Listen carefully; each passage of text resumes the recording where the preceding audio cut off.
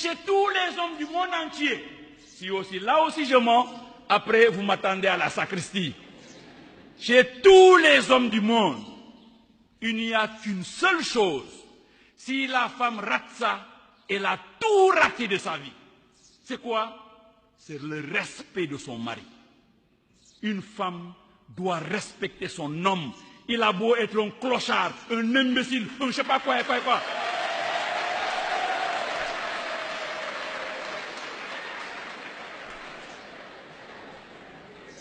Il faut respecter son homme. C'est important. Parce que si tu ne le respectes pas, il va te donner tout ce que tu veux. Mais il va partir. Il part. Il va manger ailleurs. Quand il revient, tu lui dis, il y a à manger. Il te dit, j'ai assez. Il n'a pas assez. Il n'a pas assez. Il a mangé ailleurs. C'est parce que tu ne le respectes pas qu'il ne reste plus à la maison. Alors faisons attention à cela.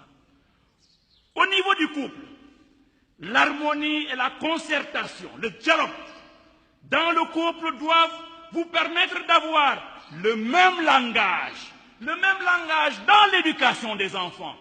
D'une manière générale, dans une maison, c'est la femme qui dirige la maison. C'est la femme qui crée l'ambiance dans celle-ci. La joie du foyer, la belle entente, l'ambiance cordiale dépendent de la femme. Mais sous un autre angle, c'est l'homme qui détient l'autorité.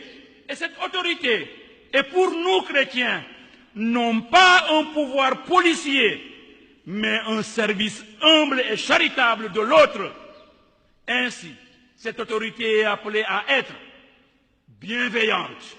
L'autorité doit être bienveillante, c'est-à-dire, il faut toujours faire comprendre à vos enfants ou à l'enfant que le centre des préoccupations des parents reste son propre bien. L'autorité doit être crédible, c'est-à-dire, il est demandé aux parents, particulièrement au papa, de vivre d'abord les principes qu'il inculque à ses enfants. Il faut d'abord que tu donnes l'exemple.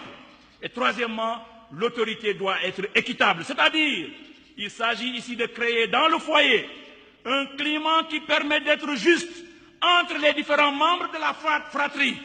Il ne faut point instaurer un favoritisme manifeste entre les enfants.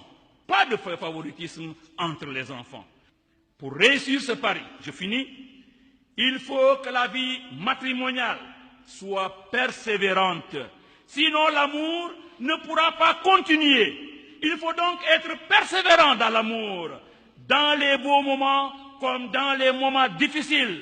Quand il y a des problèmes avec les enfants, problèmes économiques, l'amour persévère, l'amour avance en cherchant toujours à résoudre les choses pour sauver la famille.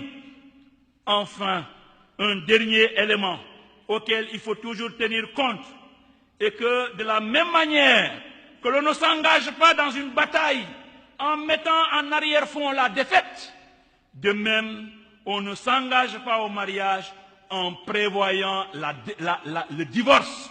Il ne faut jamais le dire. On ne s'engage pas au mariage en disant je vais essayer, si ça ne va pas, je divorce. Autant ne pas le faire. Autant alors ne pas faire le pas, car cette attitude montre qu'on l'on réduit dès le départ et sans le vouloir ses capacités et ses moyens de défense.